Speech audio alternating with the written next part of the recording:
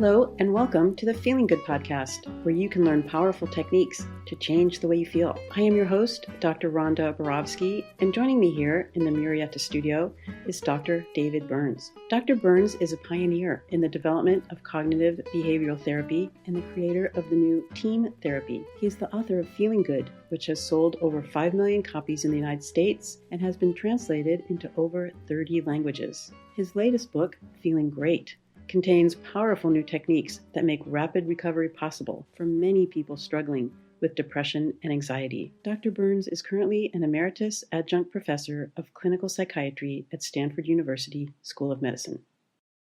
Hello, Rhonda.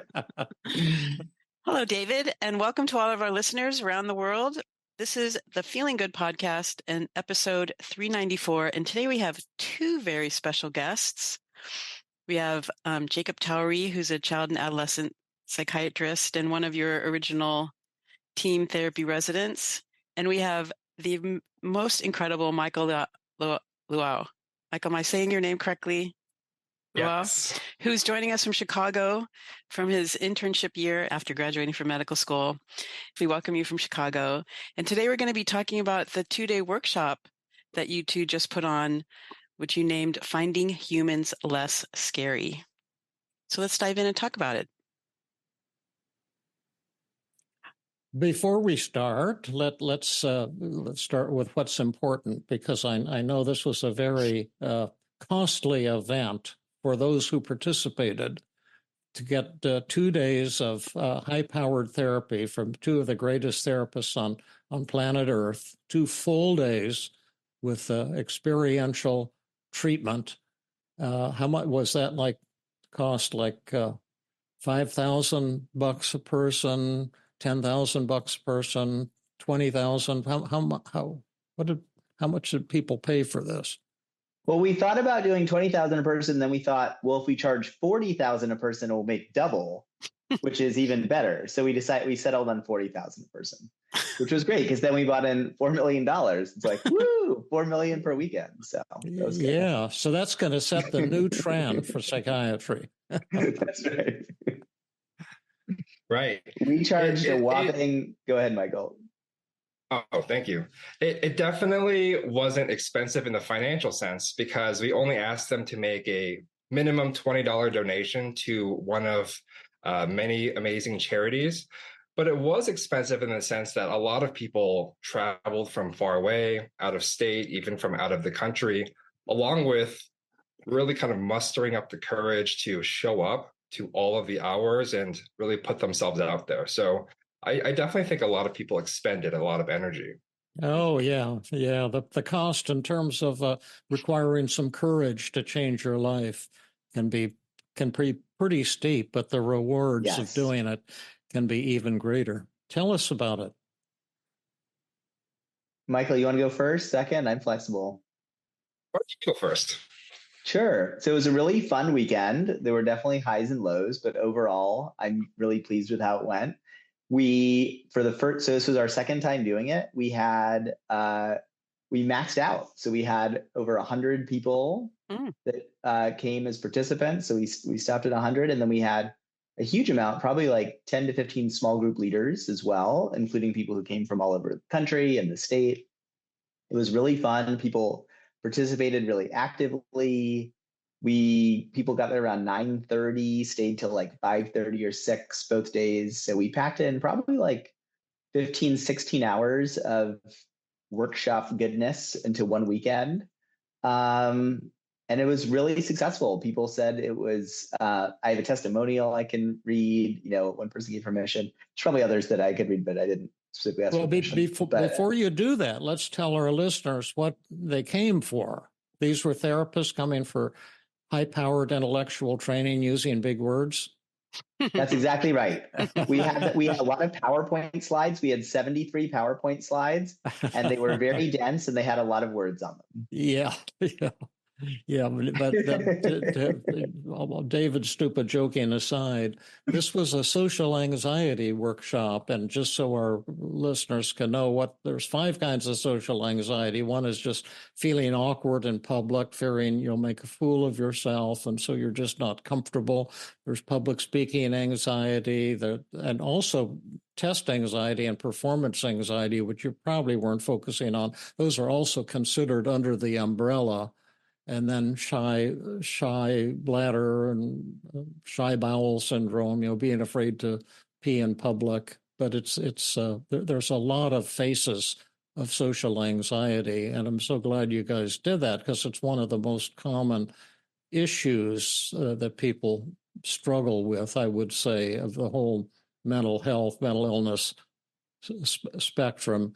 And with social anxiety, particularly public speaking or shyness, shame is almost an inevitable part of the picture. Absolutely. So we didn't do much on shy bladder or shy bowels. Maybe that'll be an edge for us next year. Who wants to come on stage and demonstrate that? Yeah, probably. You can have a toilet on stage. It's a bad exposure. We did do. Well, I'll call my malpractice carrier. Is this okay? So we did do a little test anxiety exposure on stage. We did some performance anxiety with people giving speeches on random topics that I chose impromptu.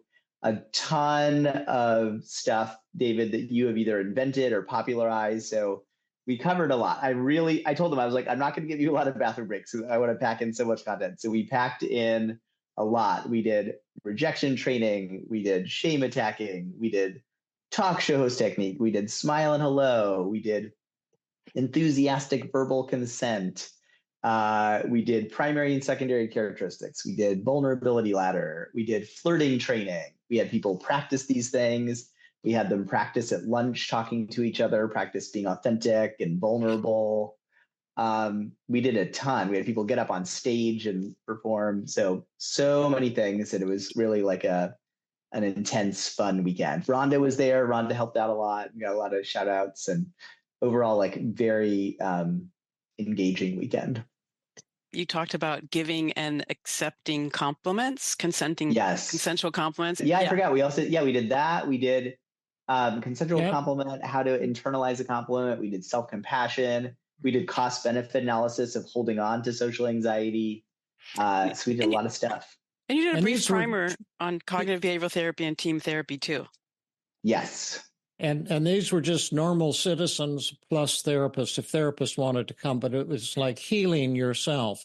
And just because you're a therapist, it doesn't mean you don't have social anxiety. In fact, if you're a therapist, it means you probably do have social anxiety and, fear of looking like a fool. Like in our Tuesday group, we do a lot of exercises, and the people are really afraid to volunteer for fear of looking foolish or not looking smart enough. Bring some of this to life for us with like an example of what somebody did or what. Sure. Well, one thing I'll say, I think you're right on, David. Some of the most heartwarming emails that I got and the feedback I got was small group leaders who said, I came to this thinking I was just learning how to better myself professionally, how to better explain these concepts to patients, how to walk them through things, how to introduce the techniques. But actually, I grew as a person. I didn't realize that some of these things were scarier for me than I expected. I learned how to practice being more vulnerable with people, how to be less judgmental. One person said she thinks it's going to kind of steer her career in a certain direction that she's really pleased with. So that was really heartwarming that even the small group leaders, the therapists, were saying they found it helpful. Do you want me to read a testimonial? Someone gave me permission to share a testimonial, which might give a little color to this, but I'm not attached to it. No, we would rather not. Let's not do it then. Yes. Yeah, read the testimonial. I want to hear. Okay, so I'm going to deliberately leave out any names to honor this person's confidentiality. Is this that Rick Smith guy? It's Rex Smith, date of birth 7/22/43 at 1894 Brave Road in Sacramento. Okay, so here is, let's see. Yeah. Okay.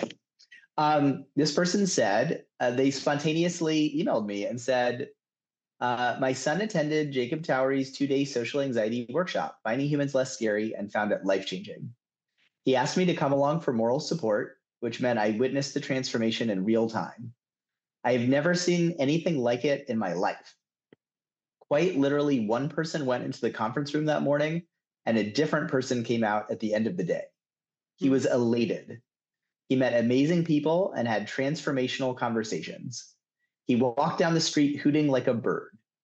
He looked and acted like he had thrown off some old moldy coat. Day 2 seemed to deepen and solidify the gains. On our drive home, he taught me what he had learned. I got some trickle-down wisdom, and he was able to trace the roots of his social anxiety, how it got started and grew. He reflected on the fact that some people in the room were in their 70s and that he felt lucky to be learning this stuff at 23.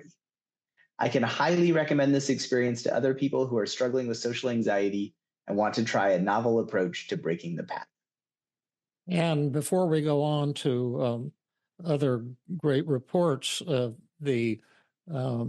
probably a lot of our listeners at this very moment are saying, well, gosh, I didn't know about this workshop and I wish I'd been there. And I struggle with social anxiety.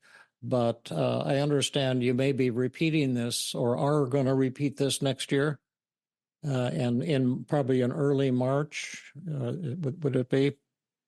Yeah, heads are going nodding. Yes, I love to kind of play it by ear, but I think the first 2 were so successful and fun and helpful for people. I feel really pumped. If Michael did such an incredible job. He donated his money. He donated countless hours of his time. This would not have happened without him. So he has said he's also interested in kind of continuing this. So I think we want to do at least one more round, maybe 700 more rounds, but at least one more round, probably about a year. So if people just go to findinghumanslessscary.com, we'll have the most up-to-date information. But basically, it'll almost definitely be a weekend that we'll pick, and people can sign up, and it'll be first come, first serve. Yeah, just to go on a little bit about that. Many of the listeners of this podcast might be thinking social anxiety might play a role in the workplace when they're really trying to make a dent with their boss or their relationships. Some of the people who came were kind of single and wanting to feel more confident in approaching other people. And I found that there was a place for everyone, regardless of the background. The wisdom that was taught by Jacob about how to think about people, that people are much more similar than they are different, and to sometimes reject the old notion of tribalism and instead to decide to see the world with a brand new lens. We did a lot of awesome new thinking and feeling more connected with other humans. And then in a short amount of time, we just went right outside and we just did it. It was like really jam-packed with a lot of action. I remember working with a really sweet small group of young men, and they never thought that they could go up to someone and ask for their phone number. And when they did it and they tried, they couldn't even believe that they just did it. And then seeing their reaction was so fulfilling to me as well. And I think the reality is, with good training and with good mentors, you can tackle and break social anxiety quicker than you might think. So even for me, I'm still like on a high, and I'm still practicing self-disclosure in my own clinics. It's definitely a big reason why I continue to want to do this. It's just so life-giving. Mm. Would you, this is probably kind of corny, but I know that Jacob is a big churchgoer. And would you say that there's a spiritual component to what goes on when people are transformed? Is that just a psychological transformation, or does it exist on a deeper level? Yeah, I think all of it. David, I think you are like the perfect example of someone who is like enlightened. And I think that gift is spiritual, and the human connection is like a spiritual thing. I think. Does my shoplifting count against me on that or not? I'm just being silly. I shouldn't be so absurd. No, I love what you're saying. Please continue with that, because yeah. I think the spiritual part is extremely important to people, especially these days. I think that there's so much lostness and bitterness and awfulness in the world, and it's not just healing symptoms of some kind of so-called mental disorder, but it's developing a richer appreciation of who we are as human beings and who other people are, and how to really connect at that deep level where differences pretty much disappear. And when you try to put it into words, it sounds superficial, but I love what you were saying. Sorry, go ahead, Rhonda. If you believe, like I do, that God lives in each of us and God lives between us in the energy that we create as we build relationships with each other, that spark, then spirituality was 100% present during this weekend. The first task you had us do, Jacob, was walk around the room with smile and say hello practice. And in that practice, I noted that not many people were making eye contact. I mean, really? People were smiling and saying hello, but not making eye contact. By the end of the weekend, when we were doing other exercises that you were leading, people were smiling, making eye contact, speaking spontaneously, enthusiastically with each other. It was definitely a transformation. And I think spirituality lived within that transformation and that transformational experience that we all had. Yeah, I love that. And to riff off what you were saying, David, I think one of my least favorite aspects of the human brain is our tendency to judge people and to group them into us and them. Yeah, and right. We're so quick to do it. It's almost automatic. Are they like me? Are they not like me? Do they have my skin color? Not have my skin color. My gender? Not my gender. Do they have this religion? That religion? This nationality? That nationality? And it's so easy to just get a very narrow path that I'll only hang out with these 20 or 30 people, and everyone else is kind of bad or inferior or not like me or not important. And I think that causes a million different problems. So one of my passions for the weekend was to try to get people to break that down and question it and see it differently and find the similarities among people, and not get so into finding the differences and othering people. Now, another thing that we hear about is thinking outside of the box. And it occurred to me in the middle of the night that you won't start thinking outside of the box until you realize that being in the box is very cramped and uncomfortable. and this is not, you guys are both psychiatrists, and you, Rhonda, are a psychologist. And we usually think of sitting in some office one-on-one with somebody doing whatever shtick the psychiatrist or psychologist has been trained in, or talking about the past or whatever it happens to be. And this is getting outside of the office, getting outside of the one-to-one interaction, and having a new way of developing health and help to people. Can you comment on that a little bit and the implications? Because the first step is, doing groups. And in Philadelphia, when I was there, I did tons of groups and came to love groups. But this is even a leap up from a group to a marathon going on for 2 days with 100 people. And I'm sure the implications move far beyond that. But does either of you want to comment on that, which I think is exciting and important also?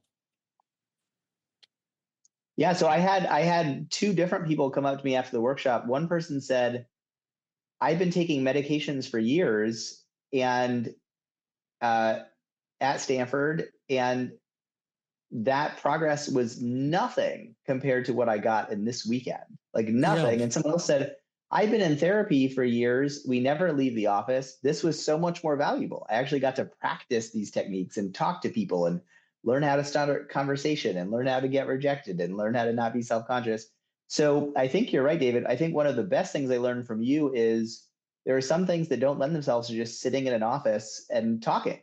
I think you really have to get out there and do things. You have to get out there and interact with other people to conquer social anxiety. And I'm so pleased Michael got us this beautiful, incredible space that was comfortable. And, we could literally go out to downtown Palo Alto multiple times. We went out to downtown Palo Alto and people actually faced their fears. They put this into action rather than just talking about it. And I think that's where the healing is.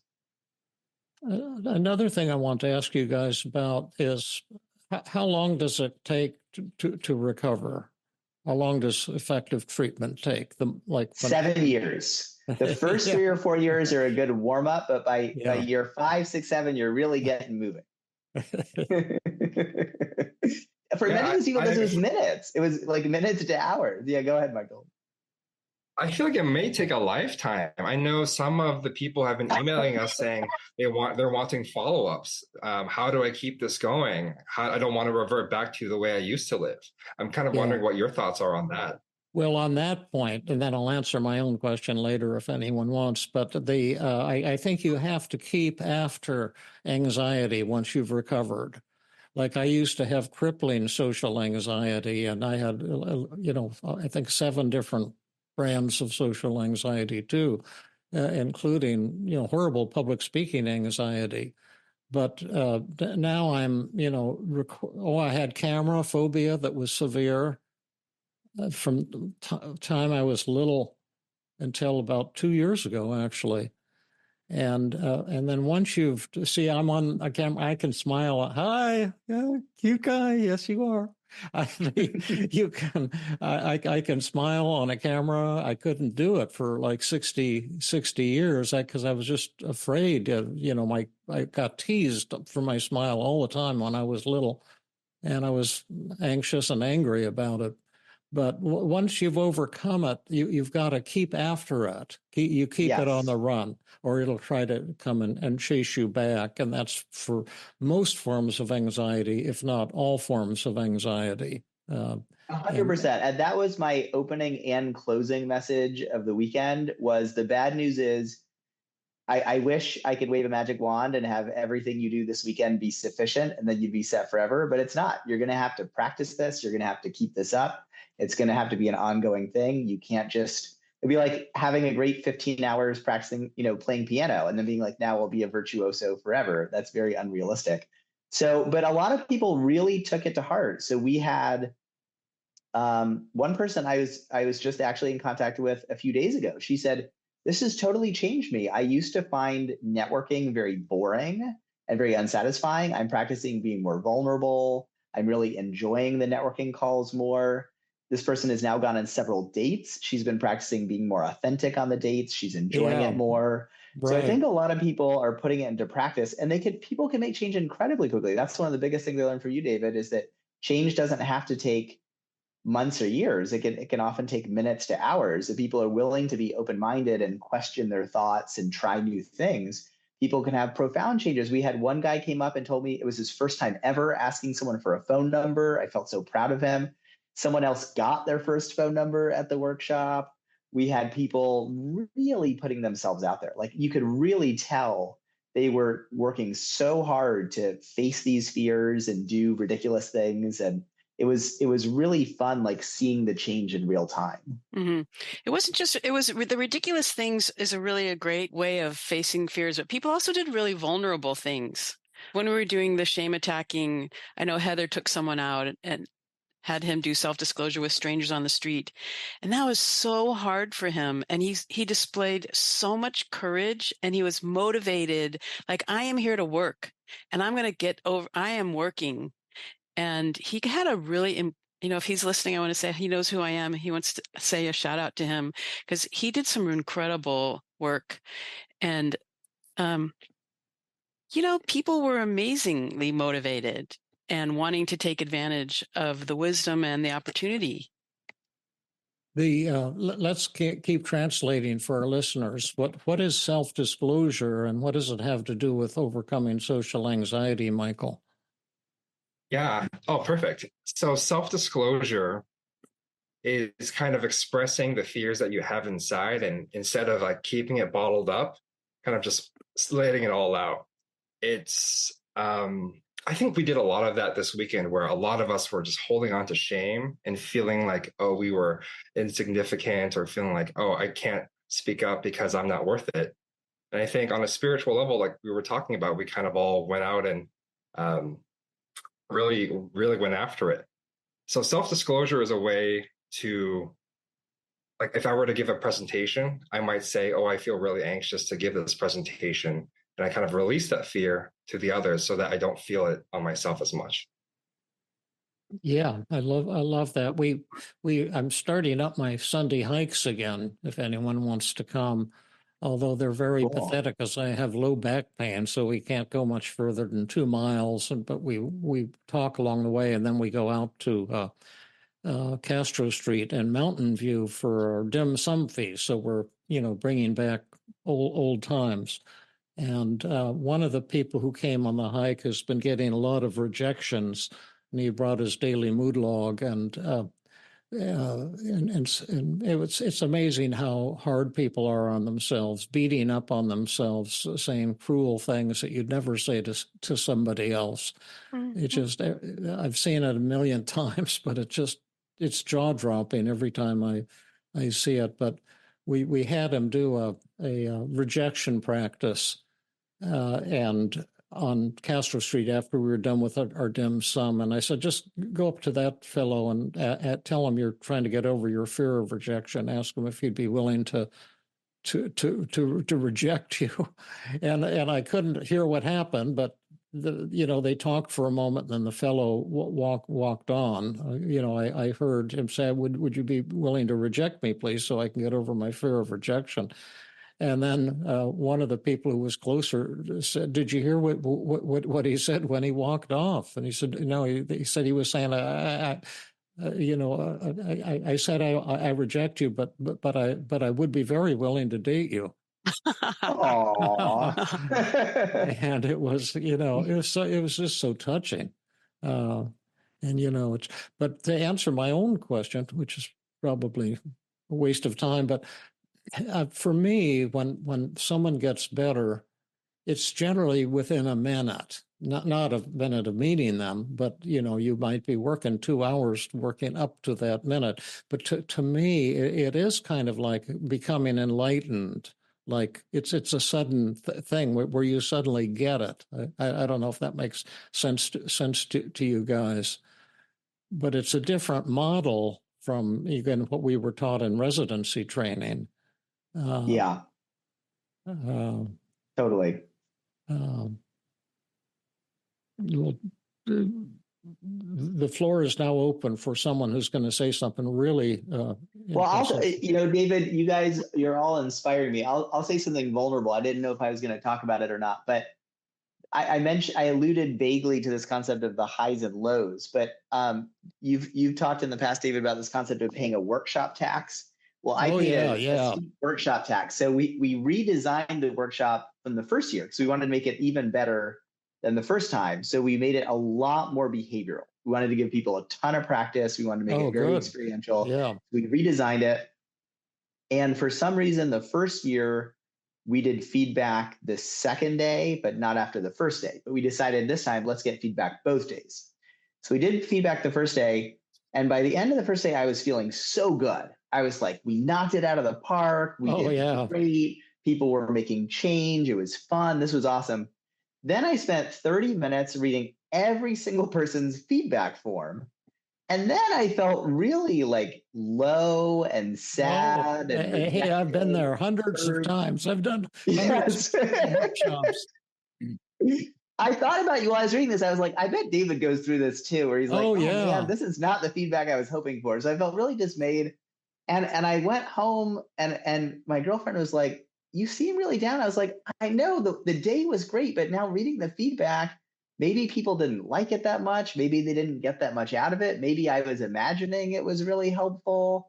And I was like, really not that motivated to come. Some people didn't even fill out what you like least, what you like best. They left it blank. One person filled out what you like least. They put what you like best. They left that completely blank. The scores were pretty good, but not incredible. Almost no one was writing anything effusive. some people weren't putting their names on it. And I was like, man, like I was really unmotivated to come back. So Sunday, I still came back, but I was like, I don't know if I'm going to do this anymore. This is so much work to prepare for this. This is so much work to be on. I felt really Did you like feel unmotivated. ashamed or just angry or defeated or frustrated? I don't know if I'd say feel ashamed. I felt bad. I felt annoyed. I felt hurt. I felt mad. I felt sad, kind of rejected, disappointed. I think all those things. And then I was like, how am I going to deal with this? I was like, I'd love to just avoid it. I'd love to just avoid it, like pretend like that wasn't there. And I was like, well, that would be really disingenuous. If I'm gonna preach that people have to be vulnerable and face their fears, I need to walk the walk. So I just began the day by talking about it and saying, I feel hurt. This is what happened. I feel kind of hurt. I feel kind of upset. And then I said, and I feel embarrassed that this is even bothering me. Like I wish my ego was so strong I didn't even care if the feedback was positive and effusive. But apparently, I'm not as noble or as altruistic as I thought I was. I need some amount of effusiveness from you guys. And I didn't recognize I need that. And someone was like, what's effusiveness? And I was like, I think I need, since I'm not getting paid for this at all, I think I need some amount of either appreciation or like hearing what worked for you guys or what was helpful or how this was impactful. Like I need to hear something about like how this was valuable for you guys, or else I'm not that motivated to keep doing it. And I wish I didn't need that, but it turns out I do need it. And I didn't realize I need it, but now I'm realizing I need that. And then this woman, Carrie, who is one of the small group leaders, she started applauding, and then other people, then everyone started applauding. And then I think she stood up or someone stood up, and then everyone stand up and was like giving like a standing ovation.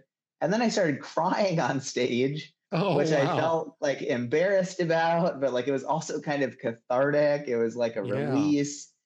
And then that was like kind of pivotal. And then as soon as that happened, I was able to do more disarming. I wasn't capable of doing much disarming for that. But then I said, let me own my role in this. I've probably been causing you guys to do this. I did a terrible job of never introducing how to fill out the feedback form. I forgot to say you must put your name. It's not optional. I forgot to say you must fill out the whole thing. And, it's vulnerable to give someone positive feedback. You guys have social anxiety. It's hard. I didn't do a good job of telling you how to do it. I didn't do a good job of recognizing I needed this. And then people were like amazingly vulnerable. And several people took the mic and they said, I was thinking it was so amazing, but I was thinking that about you, some of these small group leaders, but I didn't tell anyone. There was like this missed opportunity to tell you guys how impactful it was. And now I feel bad that I just kept it in my head. I didn't tell anyone. And someone else said, I had the same thing. It was amazing. It was so helpful, but I never tell people this. I just think it. But now I realize that like I affect other people and like I need to actually say these things or tell people, not just think it.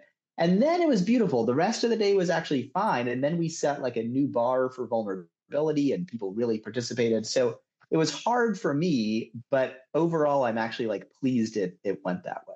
Yeah, you set a great example for everyone with courage and openness and vulnerability. I feel all those same things too when I read those workshop evaluations from day one. But I also feel a sense of shame is another one that I feel that you don't feel. But that's another part of the mix just for me. And then another thing that I've done, it's not as dramatic as what you did, but I always promise to read the three worst evaluations and the three best the next morning, and I'm just dreading it. And I find that when I start reading the three worst that I thought were just like humiliating and horrible, people start laughing. They enjoy it so much. And then that frequently also leads to a standing ovation at the end of the day. It just brightens up day two. And that's also always an illumination for me because I think we all have these vulnerabilities, and one of mine is, like I've got to be perfect to have people like me or admire me or whatever. And then the discovery that when you share your screw ups, people actually like you more, not less. That's always a shock to me, and it's a beautiful thing, and you really set the tone for magic to happen. Yeah, thank you, David. I love what you're saying. Several people later gave me the feedback. They said you seemed so polished and like you didn't have any problems, and this was easy for you. And I really liked when you were crying and you said you're not as altruistic or noble as you thought you were, and you feel embarrassed and you need this. I love to see that side of you. Then I can relate to you more. So I was like, okay, just like you, David, I'm tempted to kind of give my best self, but it's nice that people actually like these other sides of us as well. Yeah. Yeah, I remember your first enlightenment in our living room. Yeah. You remember? I remember that too. I think I was crying that time too. Yeah, it's so neat. Well, I love what you guys are doing. And there's something about giving back to others, giving to others that is so sweet, I guess. Because then people themselves want to give something back, and kind of becomes infectious. Any other things you want to say? We're moving pretty fast, actually. That there's something extremely important that Rhonda is going to say now. Well, I love how you emphasized being vulnerable, being active in their own recovery and overcoming social anxiety in whatever form they have. And I love how you emphasized it's a lifelong thing.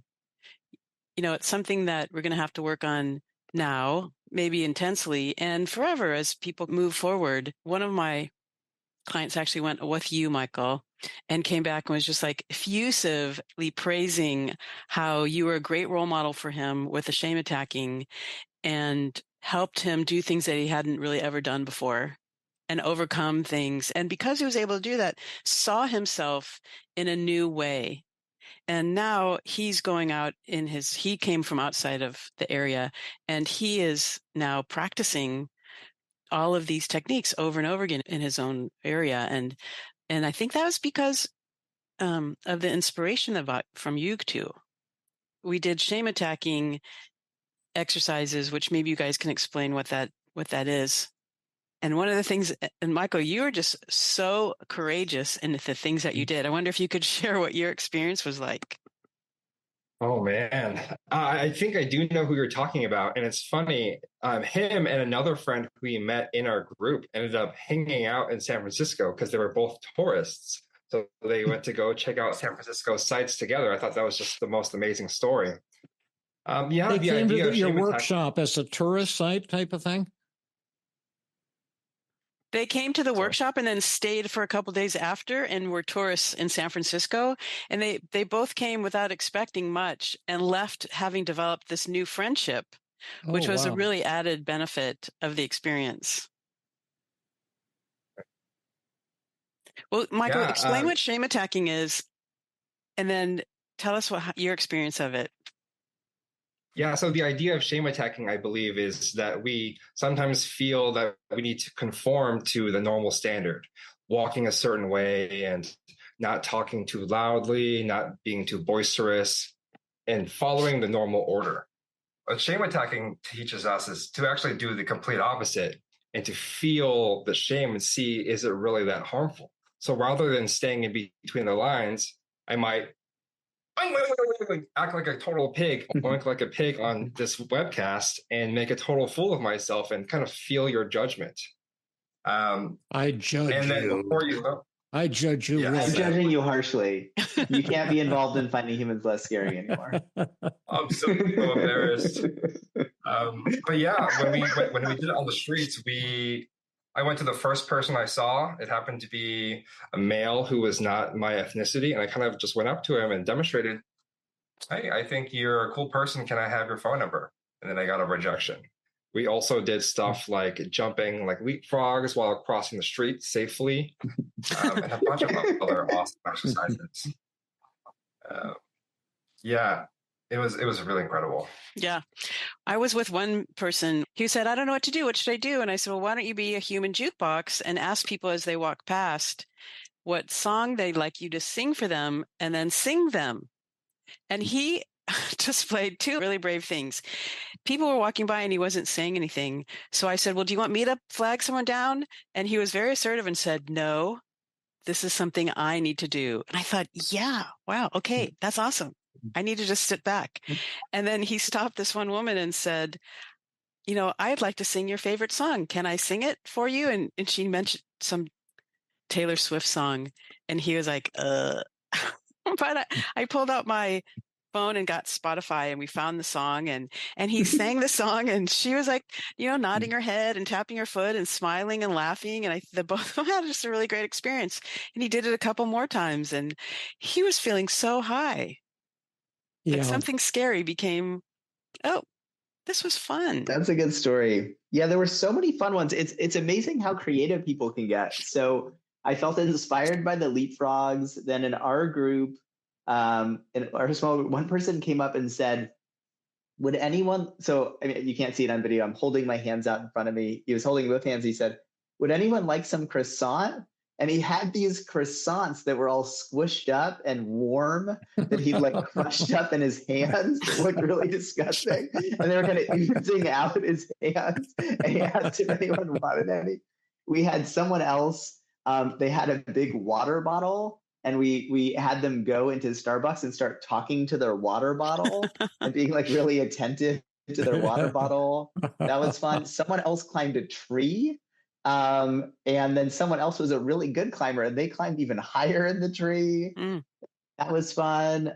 We had people singing happy birthday. One person got up at Verve Coffee and it was packed. There were probably like 40 people outside. She got on a platform and said, I'm looking for work. I'm available for yard work. I can do basic tasks if anyone's hiring. So kind of put herself out there. We had people wearing plastic bags on their heads. We had people playing ping pong against themselves. So they'd hit an imaginary ping pong ball and like run around the table and like hit it back. We had like whole, dance choreographies. There were tons and tons of things. People were super creative with it. Are you still the world master of shame attacking exercises, Jacob? For the moment, I am still currently the world shame attacking champion. No, I don't know. I think the crown Michael, as long as I've got it. I think Michael's going to compete with you this year. Oh, is that right? Send it a video entry. Fantastic. One thing you did, Michael, that I thought was so brave was that I guess a store had put out a doggy bowl with water for people who brought their dogs by, and you leaned down and pretended to drink from it. And I thought, man, you are so brave. Yeah, that was Michael Linkovich who did that. And I thought that was the most creative idea. It wasn't me, Michael. It was the other Michael. Oh, wow. Yeah, that was really bold. And the one thing too is that we found that people were very, very kind.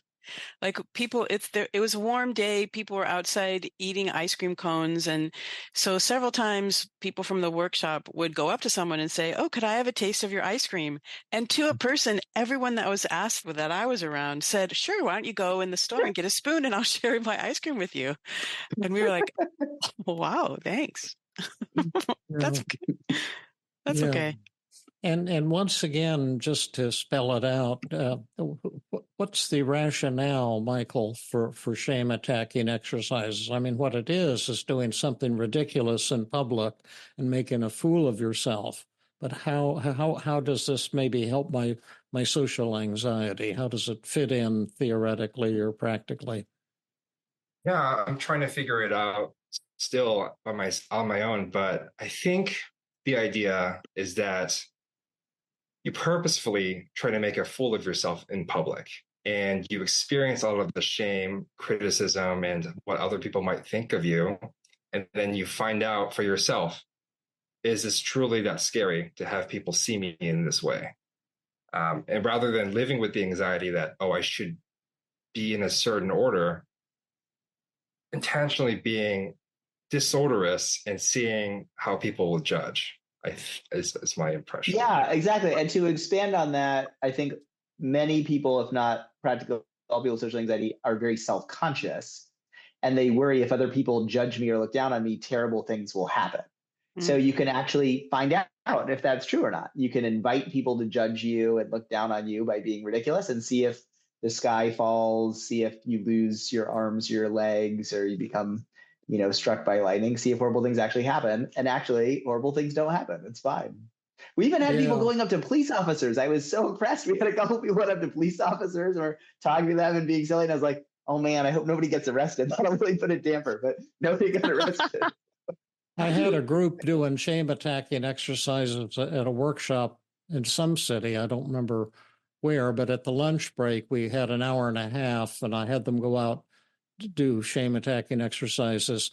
And one woman, an older, really old woman, probably almost as old as I am now, went up to two police officers and said, "I'm about to break the law. And, you can arrest me if you want, but here's what I'm going to do. I'm going to walk kitty corner. What's it called when you cross the street illegally? Jaywalking? Oh, yeah. I'm going to jaywalk right in front of your very eyes. And I'm going to tell you why. I'm too old to go all the way up to that damn light and cross the street and come all the way back here. So get your handcuffs out, because you're going to have to arrest me in about 10 seconds. And the police officer said, "Oh, just go behind that tree. That way we won't be able to see you." But the idea is that a lot of, social anxiety is based on mindset, among other things. And part of the main mindset is based on the title of your workshop each year, that the socially anxious person sees other human beings as malignant and dangerous. And you're like in this hypnotic trance when you're out in public, and you see people as evil and aggressive and dangerous.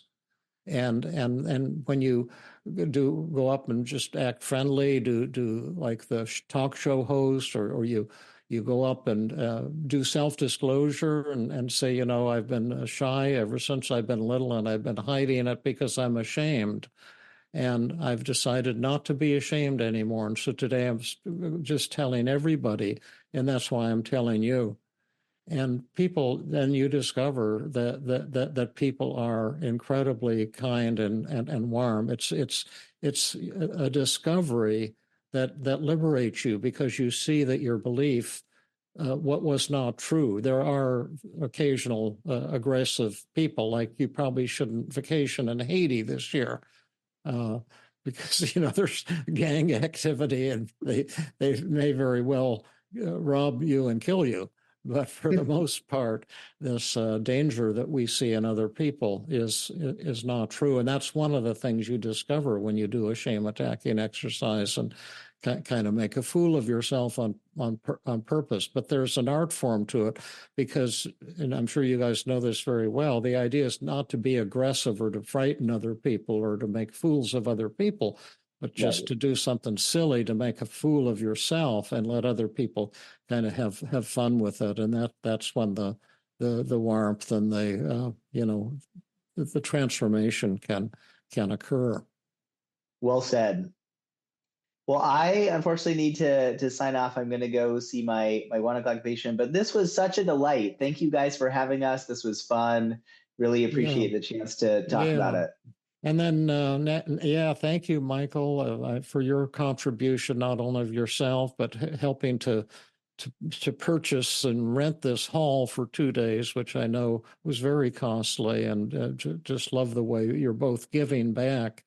And make sure you let us know, when the next one comes up, so we can help promote it. And if you got other zany ideas of wild functions you want to sponsor, let us know that too.